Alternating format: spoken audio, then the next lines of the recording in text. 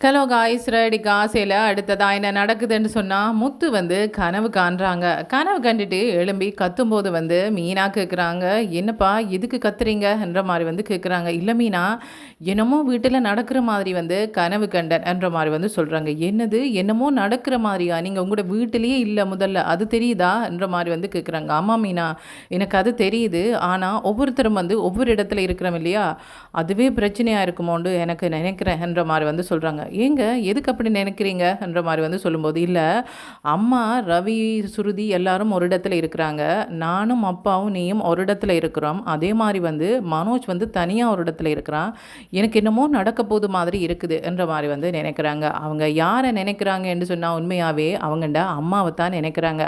அவங்க எப்போவுமே ராணி மாதிரி இந்த நேரம் மற்றவங்களை அதட்டிகிட்டே தான் இருப்பாங்களே ஒழிய அவங்க மற்றவங்களுக்கு அடிபணிஞ்சு போனதே கிடையாது. அப்படி இருக்கும் இருக்கும்போது மற்றவங்களை அதட்டுற குடும்பம் தான் சுருதியோட அம்மாவும் அப்பாவும். அப்படி இருக்கும்போது அவங்கள்ட குடும்பத்தில் எப்படி இவங்க இருப்பாங்க, என்ன நடக்குது, இதெல்லாம் தெரிஞ்சு கொள்ளணுமே என்ற மாதிரி தான் அவங்களுக்கு இருக்குது. அப்படி இருக்கும்போது சரி மீனா, நான் ஒருக்கா வெளியில் போயிட்டு வரேன் என்று சொல்லிட்டு அவங்க என்ன பண்ணுறாங்கன்னு சொன்னால் வெளியில் வராங்க. வரும்போது தான் மீனா கேட்குறாங்க, இல்லை நானுமே கூட வரட்டுமா என்ற மாதிரி சொல்கிறாங்க. இல்லை மீனா, நீ வர வேண்டாம் என்றுட்டு அவங்க என்ன பண்ணுறாங்கன்னு சொன்னால் தன் ஃப்ரெண்ட்ஸோட போய் பேசுகிறாங்க.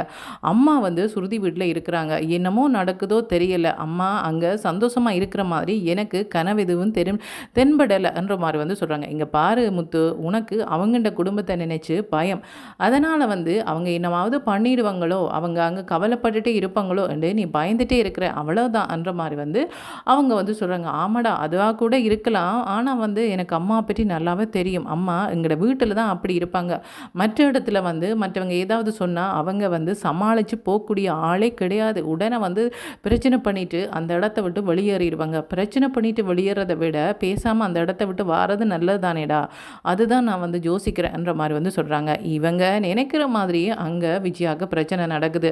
விஜயாவுக்கு ஏதாவது பிரச்சனை கொடுக்கணுன்றதுக்காகவே நிறைய கெஸ்ட்டை அங்கே வர வைக்கிறாங்க. அவங்க ஆட சொல்கிறாங்க, பாட சொல்கிறாங்க. விஜயாவுமே அவங்களோட சேர்ந்து ஆட சொல்கிறாங்க, பாட சொல்கிறாங்க. விஜயா எதையுமே கேட்கல. என்ன சம்மந்தி நீங்கள் இப்படியா பண்ணுவீங்க, என்ன இந்த மாதிரி பண்ணிகிட்ருக்கிறீங்க, ஒரு பூக்காரின்ற மாமியார்ன்றதை அடிக்கடி நிரூபிச்சுட்டே இருப்பீங்களா? இங்கே பாருங்கள், இந்த வீடு ரொம்பவே வசதியான வீடு, இங்கே வசதியானவங்க தான் நிறைய பேர் வருவாங்க, அவங்கண்ட இடத்துக்கு ஏற்ற மாதிரி நீங்கள் நடந்து கொள்ள வேண்டாமா என்ற மாதிரி சொல்கிறாங்க.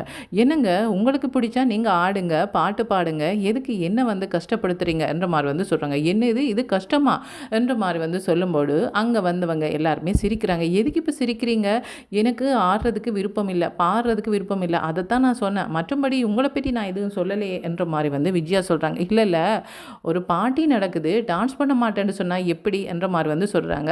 இப்படி சொல்லும்போது விஜயா சொல்கிறாங்க, எந்த வயசுக்கெல்லாம் டான்ஸ் பண்ணணுமென்ற அவசியம் எனக்கு இல்லை, எனக்கு அது விருப்பமும் இல்லை, எனக்கு டான்ஸ் பண்ணவும் தெரியாது என்ற மாதிரி சொல்கிறாங்க.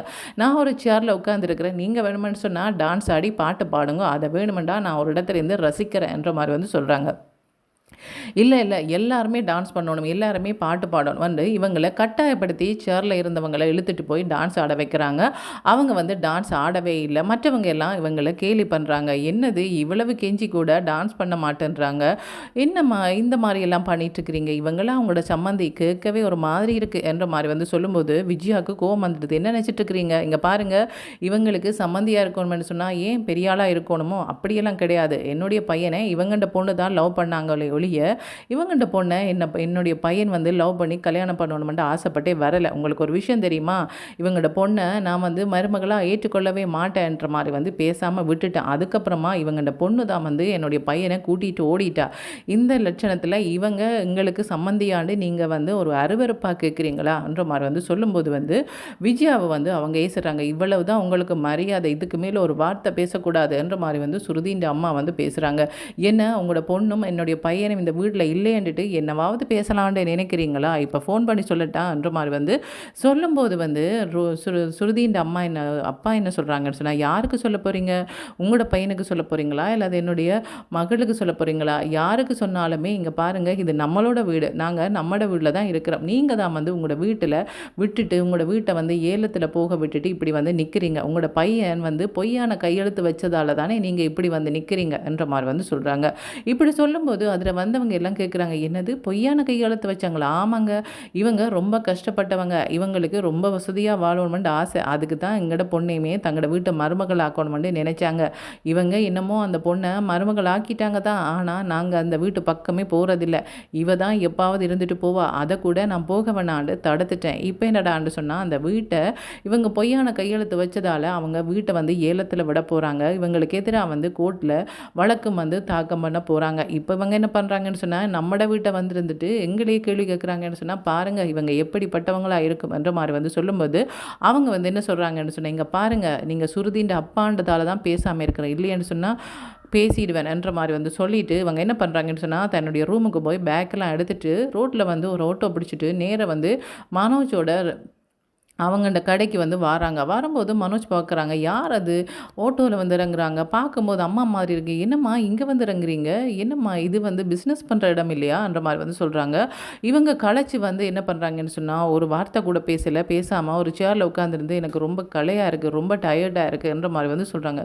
என்னம்மான்ட்டுட்டு அவங்கள்ட ஃப்ரெண்ட் என்ன பண்றாங்கன்னு சொன்னா, அவங்களுக்கு ஒரு காஃபி கொண்டு வந்து குடுக்குறாங்க. குடுத்ததுக்கு அப்புறமா அத குடிச்சோனே, இப்பதான்டா எனக்கு நிம்மதியாவே இருக்குன்ற மாரி வந்து சொல்றாங்க. ஏம்மா காலையிலேருந்து காஃபியே குடிக்கலையான்ற மாரி வந்து கேட்கும்போது, 2 நாளாவே நான் காஃபியும் குடிக்கல, சாப்பாடு எதுவுமே சாப்பிடல. நீங்க நிம்மதியா சாப்பிட்டுட்டு தூங்கிட்டு இருக்கிறியா? நீ பண்ண காரியத்தால தான் நான் இப்படி கண்டவள்ட்ட எல்லாம் பேச்சு வேண்ட வேண்டி போயிட்டுது. ஏன் இப்படி பண்ணினேன்ற மாரி வந்து சொல்றாங்க. என்னம்மா அங்க என்ன நடந்தது? என்ற மாரி வந்து சொல்றாங்க. என்னம்மா சொல்லுங்கன்ற மாரி வந்து சொல்லும்போது, அந்த சுருதின்ற அம்மா இவ்வளவு மோசமானவளா இருப்பான்னு எனக்கு இவ்வளவு நாளும் தெரியாது. அவங்களோட பேச்சு என்ன? அவங்களோட சாப்பாடு என்ன? கட்டாயப்படுத்தி சாப்பிட வைக்கிறாங்க, கட்டாயப்படுத்தி டான்ஸ் பண்ண வைக்கிறாங்க, பாட்டு பாட வைக்கிறாங்க. எனக்கெல்லாம் இது என்ன தேவையான்ற மாரி வந்து சொல்றாங்க. இப்படி சொன்னோன்னே மனோஜோட ஃப்ரெண்டு வந்து அதை கேட்டு கொண்டுட்டு டக்குன்னு என்ன பண்ணுறாங்கன்னு சொன்னால், கண்டிப்பாக இந்த விஷயத்த முத்துக்கு சொல்லியே ஆகணும். ஆனால் வந்து மனோஜோ சொல்ல போகிறதே இல்லை. என்னென்னு சொன்னால், மனோஜை பொறுத்த வரைக்கும் தான் தான் இந்த தப்பை பண்ணினேன் இதை பற்றி முத்துக்கு சொன்னால் முத்து வந்து கோவப்படுவான்ன்றது நல்லாவே அவங்களுக்கு தெரியும். அதனால் அவங்க பேசாமல் இருக்கிறாங்க. இவங்க என்ன பண்ணிட்டாங்கன்னு சொன்னால், மனோஜுக்கு தெரியாமலே முத்துக்கு ஃபோன் பண்ணி சொல்லிட்டாங்க மனோஜோட ஃப்ரெண்ட். அப்படி சொன்னோன்னா முத்து என்ன பண்ணுறாங்கன்னு சொன்னால், அவங்கள்ட அப்பா மீனா எல்லாரையும் கூட்டிகிட்டு அவங்கள்ட கடைக்கு வந்து வராங்க. என்னம்மா என்னாச்சு என்ற மாதிரி வந்து அவங்கள்ட காலில் விழுந்து, என்னம்மா என்னாச்சுன்னு சொல்லும்போது, ஒன்றுமில்லை ஒன்றுமில்லை என்ற மாதிரி வந்து சொல்கிறாங்க. சொல்லுங்கம்மா என்னாச்சு? இங்கே பாருங்கம்மா, உங்களை யாருமே கஷ்டப்படுத்தலை, யாருமே அங்கே போக சொல்லலை. அங்கே என்னமோ நடக்க போதுன்ட்டு மீனா நான் சொன்னேன் இல்லையா, என்னுடைய ஃப்ரெண்டோட பேசிகிட்டு இருந்தேன். அம்மாவுக்கு ஏதோ நடக்க போது போல இருக்குன்னு. பார்த்தியா எப்படி நடந்திருக்குன்னு சொல்லி. எனக்கு தெரியும், எனக்கு யார் யார் என்ன பண்ணுவாங்க, எப்படிப்பட்டவங்க, எதுக்காக இந்த மாதிரி நாடகம் ஆடுறாங்க எல்லாமே தெரியும். அதாவது அவங்களுக்கு சுருதியையும் ரவியையும் அந்த வீட்டுக்கு கூப்பிடணும்னு தான் விருப்பம் ஒழிய மற்றவங்க யாரும் அந்த வீட்டுக்கு போகக்கூடாதுன்னு தான் நினச்சிருந்தாங்க. அம்மா வந்து வீடு ஏலத்தில் போகுதுன்னு போனோன்னே அவங்களுக்கு பயங்கர கோவம் வந்துடுது. என்னது இவங்களுமே இந்த வீட்டை வந்திருக்க போகிறாங்களான்ட்டு இந்த மாதிரியான காரியத்தை பண்ணியிருக்கிறாங்க. இங்கே பாருங்கம்மா, மீனா வீட்டுக்கு வாங்க, அங்கே நான் எல்லாமே உங்களுக்கு கவனிச்சு கொள்கிறேன்ற மாதிரி வந்து சொல்கிறாங்க. அப்படி சொல்லும்போது மீனா என்ன சொல்கிறாங்கன்னு சொன்னால், அத்தை உங்களளவுக்கு எங்களுக்கு வசதி இல்லை தான், ஆனால் சகல வசதியும் உள்ள வீடாக இந்த வீட்டை மாற்றி தரேன், நீங்கள் அந்த வீட்டில் இருக்கும் வரைக்கும் வாங்கத்தை என்ற மாதிரி வந்து சொல்கிறாங்க. விஜயா வந்து வடிவாக பார்க்குறாங்க. என்ன இது, அந்த வீட்டில் வந்து தாங்க என்ன சமைக்கிறாங்களோ அதை தான் சாப்பிட சொன்னாங்க, தாங்க என்ன குடிக்கிறாங்களோ அதே காஃபியை தான் குடிக்க சொன்னாங்க. ஆனால் இந்த பொண்ணு வசதி இல்லாதலுமே வந்து இதை பண்ணித்தாரேன்னு சொல்கிறாங்களே என்ற மாதிரி வந்து பார்க்குறாங்க.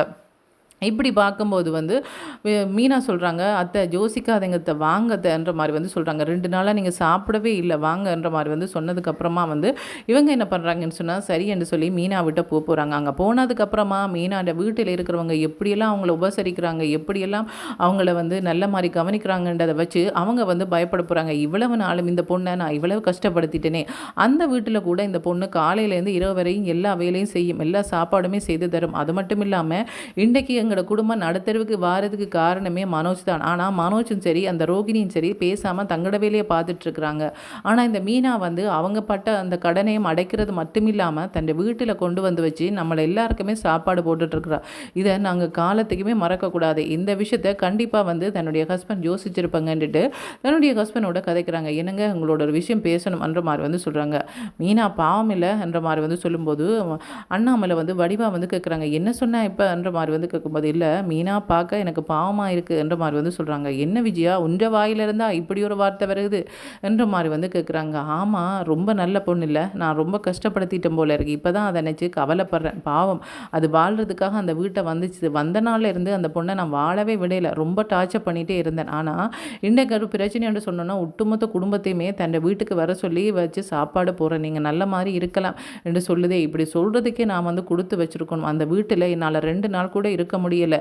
எல்லா வசதியும் உள்ள வீடாக தான் இருக்குது. ஆனால் 2 நாள் கூட இருக்க முடியலை. அந்த வீட்டு பொண்ணும் என்னுடைய பையனும் வேலைக்கு போனதுக்கப்புறமா எனக்கு நடக்கிற கொடுமைகளை கேட்கும்போது அச்சோ இப்படிப்பட்டவங்களான்ற மாதிரி தான் இருந்தது. ஆனால் சுருதின்ற அம்மா எப்போ வீட்டுக்கு வந்தாலும் வாங்க சம்மந்தி என்று சொல்லி அவங்கள தான் நான் வரவேற்பேன். ஒரு நாள் கூட மீனாண்ட அம்மாவை வாங்கன்ற மாதிரி வந்து நான் சொன்னதே இல்லை.